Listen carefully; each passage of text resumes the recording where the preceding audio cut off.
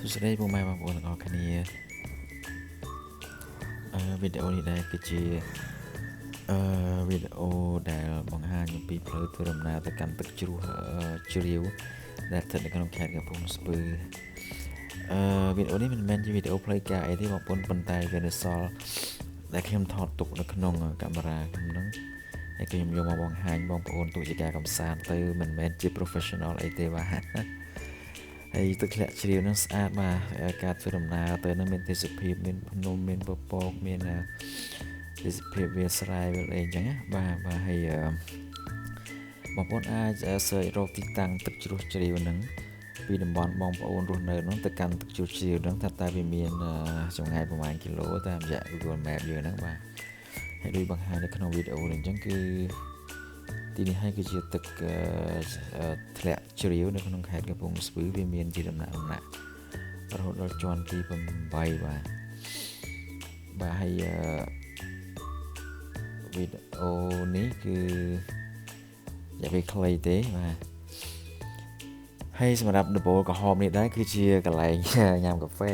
ហើយនឹងកន្លែងដែលយើងត្រូវផ្ញើម៉ូតូផ្ញើឡានអីណាបាទនេះគឺផែនទីដែលយើងមើលតាមរយៈ Google Map អញ្ចឹងបាទបងប្អូនមានពេលដំណេកអីកុំភ្លេចបានធ្វើដំណើរកម្សាន្តទៅលេងនៅរមណីយដ្ឋានទឹកជ្រោះទឹកធ្លាក់ជ្រាវបាទទេសភាពស្អាតបាទវាមិនឆ្ងាយដែរទេពីរាជធានីភ្នំពេញយើងមកហើយខែដែលខ្ញុំទៅហ្នឹងគឺខែនៅប្រាំងអញ្ចឹងទៅវាស្ងួតហើយតាមផ្លូវហ្នឹងមានវាលស្រែដែលបងប្អូនកសិករយើងច្រូតហើយអស់ហ្នឹងបាទគឺមើលឃើញទេសភាពស្អាតអញ្ចឹងបាទមានភ្នំមានដើមឈើមានទេសភាពអញ្ចឹងបាទ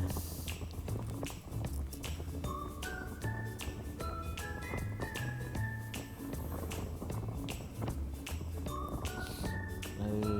ទឹកជ្រោះជ្រាវហ្នឹងគឺ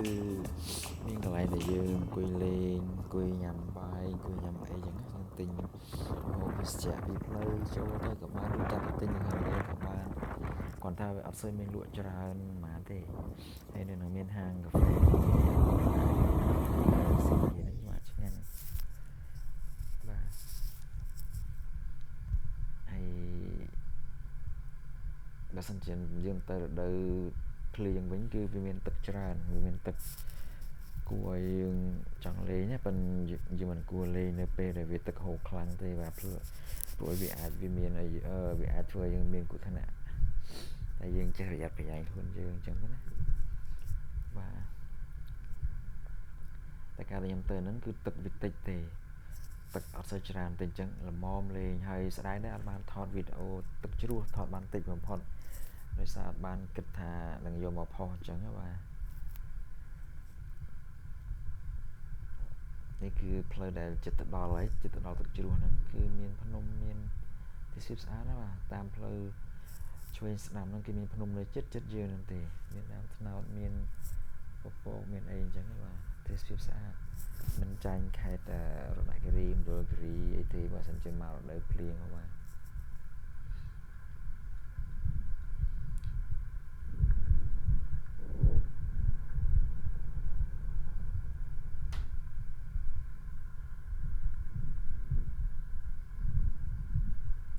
ចឹងក៏សូមបងប្អូនទាំងអស់គ្នាយ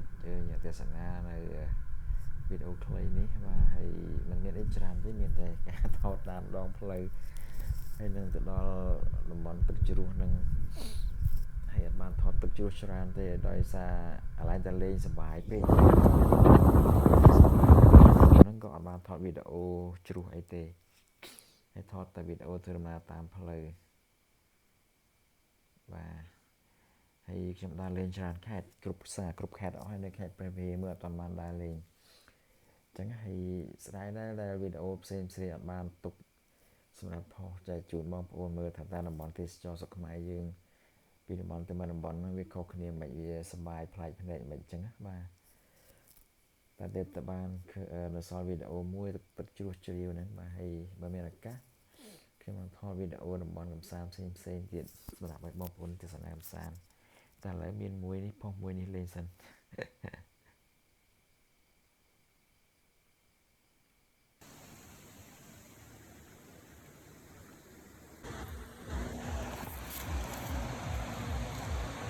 ôi thôi chào mẹ thằng lại